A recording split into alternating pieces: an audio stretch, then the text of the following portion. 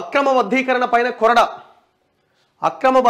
పైన కొరడ జీవో 59 భూముల క్రమబద్ధీకరణ ఫైళ్ల రీవెరిఫికేషన్ అట. అక్రమాల నిగ్గు తేల్చేందుకు ప్రభుత్వం కీలక నిర్ణయం. రిజిస్ట్రేషన్లు పూర్తయిన స్థలాలకు మళ్లీ పరిశీలన, వీటిలో నిర్మాణాలకు అనుమతులు ఇవ్వొద్దని ఆదేశం, ఫీజులు చెల్లించిన వాటికి కన్వేయన్స్ డీడ్ల నిలిపివేత, సుమారు 1000 ఫైళ్ల రిజిస్ట్రేషన్కు బ్రేక్. సీఎం రేవంత్ ఆదేశాలతో రంగంలోకి దిగిన రెవెన్యూ శాఖ, నిర్మాణాలు లేకున్నా ఉన్నట్లు చూపడమే ప్రధాన అక్రమం, శాటిలైట్ మ్యాప్ల సాయంతో పరిశీలించి చర్యలట. ప్రభుత్వ భూముల క్రమబద్ధీకరణ పేరుతో చోటు చేసుకున్న అక్రమాలపైన రాష్ట్ర ప్రభుత్వం తీవ్రంగా స్పందించింది. జీవో 59 ఆధారంగా జరిగిన అక్రమబద్ధీకరణలపైన కొరడా జొలిపించేందుకు సిద్ధమైంది. ఈ మేరకు ఈ జీవో కింద క్రమబద్ధీకరణ జరిగిన ప్రతి ఫైలును మళ్లీ పరిశీలించాలని నిర్ణయించింది. దీని కింద క్రమబద్ధీకరించిన అన్ని ఫైళ్లు రీవెరిఫికేషన్ చేయాల్సిందే అని ముఖ్యమంత్రి రేవంత్ రెడ్డి నిర్దేశించారు. దీంతో రెవెన్యూ శాఖ సర్క్యులర్ జారీ చేసింది. జీవో 59 కింద క్రమబద్ధీకరించిన దరఖాస్తులను ఫైళ్లను మళ్లీ పరిశీలించాలని ఇందులో పేర్కొన్నది. ప్రభుత్వ భూముల్లో దశాబ్దాల నుంచి ఇళ్లు కట్టుకొని ఉంటున్న వారికి ఆ స్థలాల క్రమబద్ధీకరణ చేసేందుకు గత ప్రభుత్వం జీవో 59ని తీసుకొచ్చింది. ఆయా భూముల్లో నివాసం ఉంటున్న వారి వద్ద నుంచి కొంత క్రమబద్ధీకరణ ఫీజు వసూలు చేసి ఆ స్థలాన్ని వారి పేరు మీద రిజిస్ట్రేషన్ చేసే వెసులుబాటును ఈ జీవో ద్వారా కల్పించారు. అయితే ఇందులో అనేక అక్రమాలు అవకతవకలు జరిగాయన్న ఆరోపణలు ఉన్నాయి. ఎలాంటి నిర్మాణాలు లేని ప్రభుత్వ భూముల్లో ఎప్పటి నుంచో నిర్మాణాలు ఉన్నట్లు చూపించి ఎకరాల కొద్దీ భూమిని ధారాదత్తం చేశారు. మొన్న గిడ గట్కేసర్ దగ్గరనేమో ఇదే అనుకుంటే ప్లేసు 26 ఎకరాలు మొత్తం వాడు రెగ్యులరైజ్ చేసేసుకున్నాడు. 26 ఎకర్స్. మీకు ఇక్కడ యాక్చువల్గా కేసీఆర్ తీసుకొచ్చిండు ఈ జీవోని. Kalvakuntla Chandrashekar Rao GO number 58, GO number 59 అని తెచ్చిండు.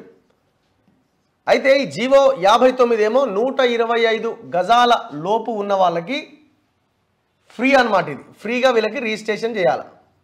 పేద ప్రజలకి ఏడ చేసింది లేదు, సచ్చింది లేదు. తెలివిగా ఇక దీని 59 జీవోని వాడుకున్నారు. ఈ 59 జీవో ఏంటంటే కొంత రుసుము మేర కొంత కట్టి ఏది 2014 అంటే వాళ్ళు ఇచ్చిన జీవో ప్రకారంగా, జీవోలో ఏం చెప్తారంటే 2014 మార్కెట్ వాల్యూ ప్రకారంగా 2014 మార్కెట్ వాల్యూ ప్రకారంగా ఈ ఫీజుల చెల్లింపు ఉంటుంది. అంటే కొన్ని స్లాబ్లు ఇచ్చిండు. 125 నుంచి 125 గజాల లోపున్న వాళ్ళకి 125 నుంచి 250, 250 నుంచి 500 గజాలు, 500 ఆ పైన ఇట్లా స్లాబ్లు డిసైడ్ చేసిండు కొన్ని. ఈ స్లాబ్లు ఏంటంటే 2014 మార్కెట్ వాల్యూలో ఇక్కడ 125 గజాల లోపు ఉంటే సబ్జెక్టు కరెక్షన్, చిన్న చిన్న కరెక్షన్స్ ఉండొచ్చు. 10%, 25%, 50% అంటే మార్కెట్ వాల్యూలో ఇంత కట్టాలి. 500 గజాలు పైన ఉంటే 100% మార్కెట్ ఆనాడున్న మార్కెట్ వాల్యూ ప్రకారం కట్టాలి. తెలివిగా ఏం చేసిందంటే పోయిన సంవత్సరం ఈ జీవోలో ఇచ్చిన 2014 మార్కెట్ వాల్యూ ప్రకారంగా నోటీసులు పంపలే అప్లై చేసుకున్న వాళ్ళకి. 2023 మార్కెట్ వాల్యూ ప్రకారంగా అప్లై చేసుకున్న వాళ్ళకి నోటీసులు పంపిండు. ఇప్పుడు సామాన్య ప్రజలు ఇప్పుడు 250 గజాలు ఇల్లు ఉందనుకోండి, వాళ్ళకి డిమాండ్ నోటీసులు ఎంత పంపిండు? దాదాపు 40 నుంచి 50 లక్షల డిమాండ్ నోటీసులు పంపిండు. ఏమని? మీరు 50 లక్షలు కట్టండి, మీ ఇల్లు రిజిస్ట్రేషన్ అయిపోద్ది. ఎక్కడి నుంచి తెచ్చి కడతాడు ఆయన? ఎందుకు? మార్కెట్ వాల్యూ 2014 నుంచి 2023కి 3 రెట్లు పెంచిండు. దగ్గర విపరీతంగా పెరిగిపోయింది. వాళ్ళకి వచ్చిన డిమాండ్ నోటీసులు హైదరాబాద్లో చాలా డిమాండ్ నోటీసులు నేను చూసిన 20 లక్షలు, 30 లక్షలు, 40 లక్షలు. వీళ్ళంతా పాపం 2014 మార్కెట్ వాల్యూ అంటే అప్పుడు తక్కువ ఉన్నది కదా, సో ఈజీగా మా ఇల్లు రిజిస్ట్రేషన్ అయిపోతే మా పేరు మీద వస్తుంది, రేపు పొద్దున మా పిల్లల చదువులకో పెళ్లిలకో అమ్ముకోవచ్చు అని వాళ్ళు అనుకుంటారు. తెలివిగా అసలు ఈ జీవో 2 ఎందుకు తెచ్చిండు? ప్రజల కోసం తెచ్చిండా?